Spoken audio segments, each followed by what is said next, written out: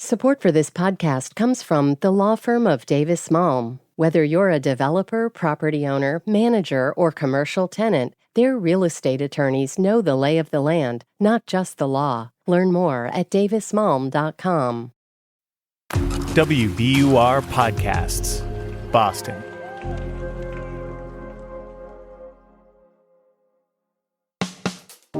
I'm Daryl C. Murphy, and you're listening to The Common.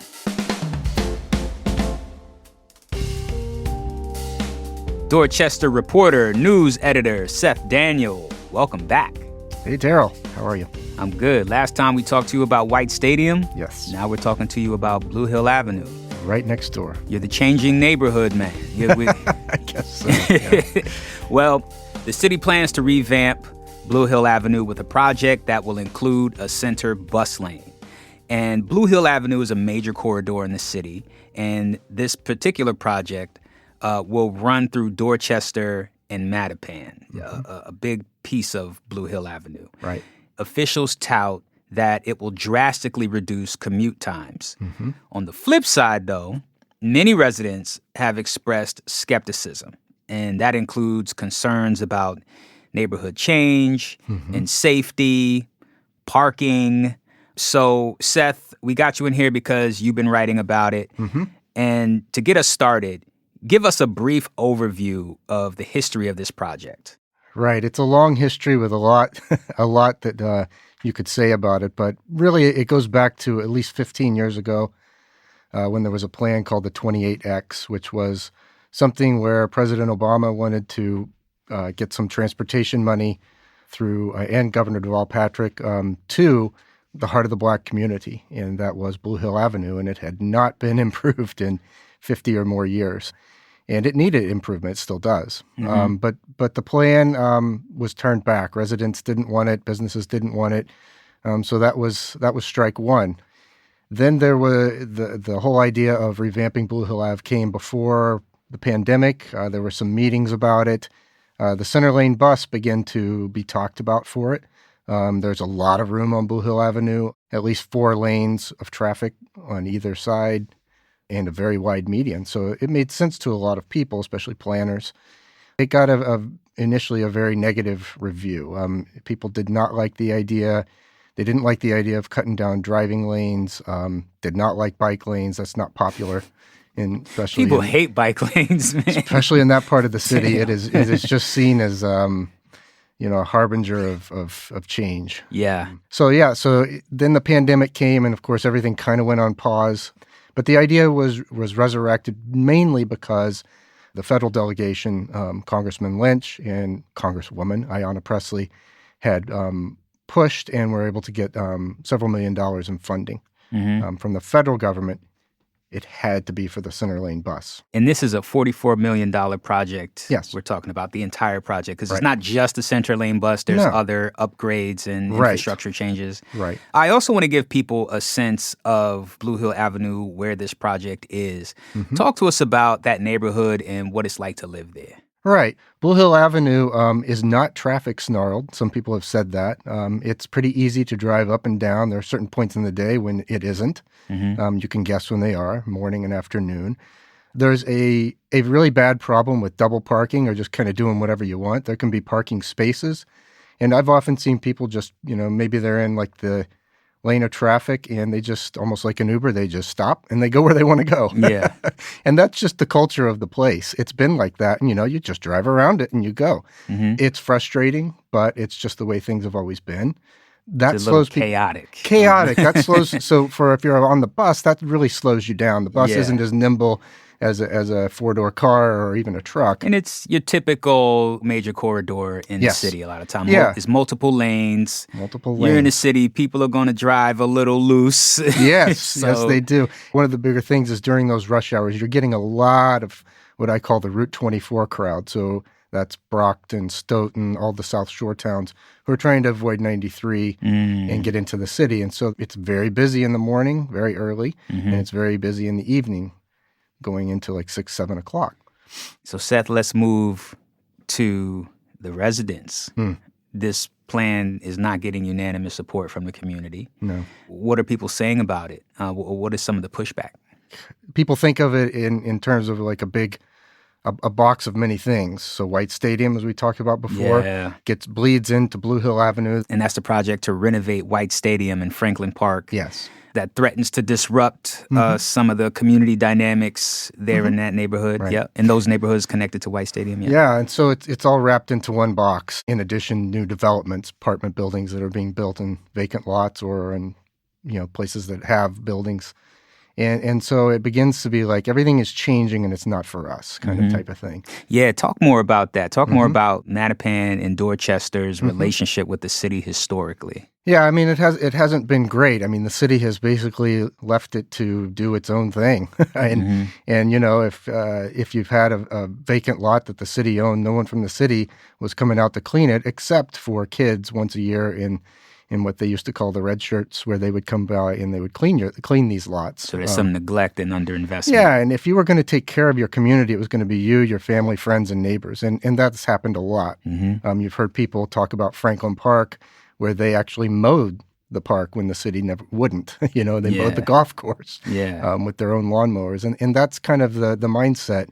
People having done that for decades and generations, and then all of a sudden the city wants to come in and do something. You're like, wait, what, for who? Right. Because we've been doing it ourselves and no one cared. Now so some of the skepticism seems warranted. It is and it isn't. I mean, what are the city's intentions? What is the growth? Where is it going to go? No one could tell. I think the city just wants to improve a corridor that's been neglected. I mean, we're talking about a place that hasn't had sidewalks in 50 years in some cases, where there is no concrete left. It's just grass. And this is a major corridor in the city, no different than Com Ave. Yeah.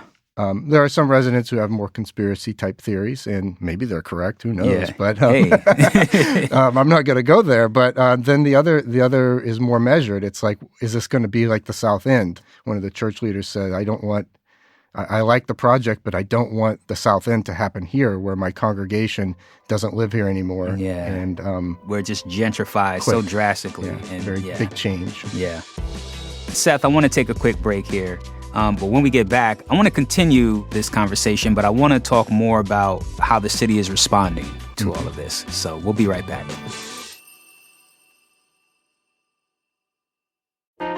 Politics has never been stranger or more online, which is why the politics team at Wired is making a new show, Wired Politics Lab. It's all about how to navigate the endless stream of news and information and what to look out for.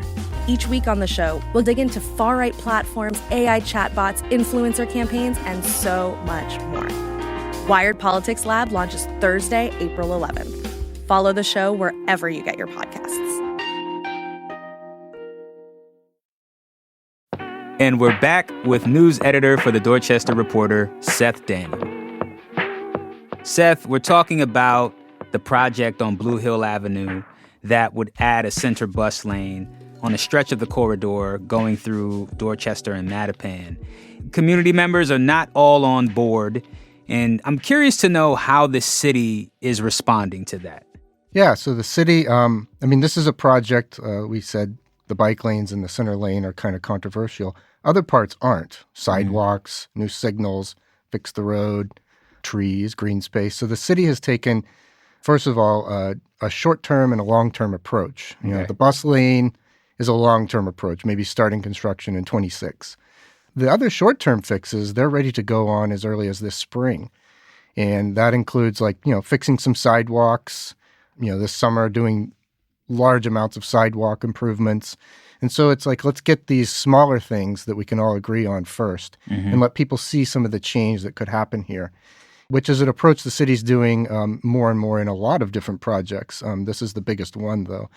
And it lets people see that, change is coming and we're serious about it, right? Yeah, and a big word in this story is trust. Right. I guess when we're talking about the community's reaction to the project and what the city wants to do, it sounds like the city is trying to regain some trust that they've lost over the decades. Right. Yeah, that's right. I mean, it's not any one administration's fault that this trust isn't there. It's just built up over a long time. Yeah. And for good reason. There was no reason to. Yeah. So this is that short-term approach to build that trust. And then the other piece to build the trust is they've pledged to go block by block, right, with residents and plan out each block and how it would look.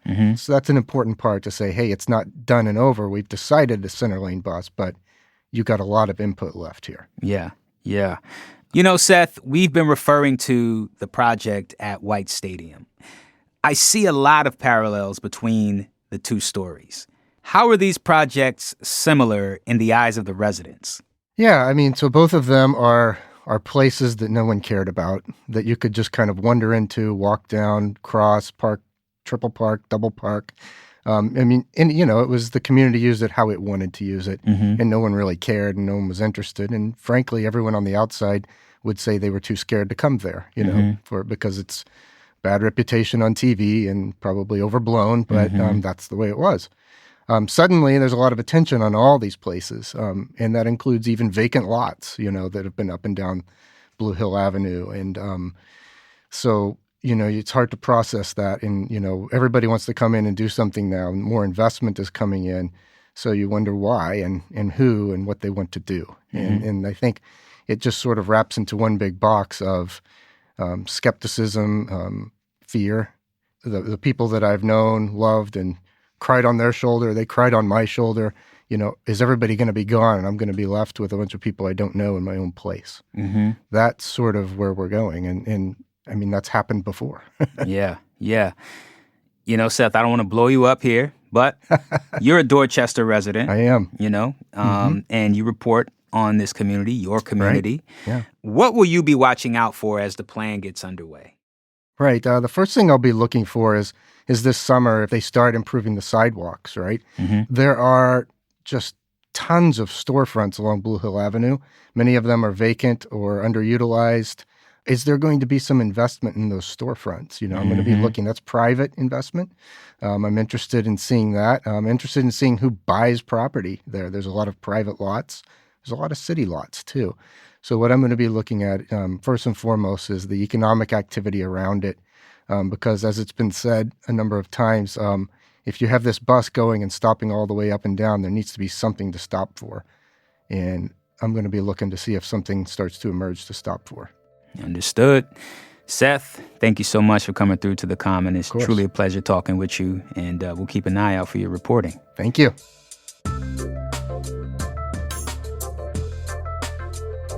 And that's our show for today. Thank you so much for listening to The Common.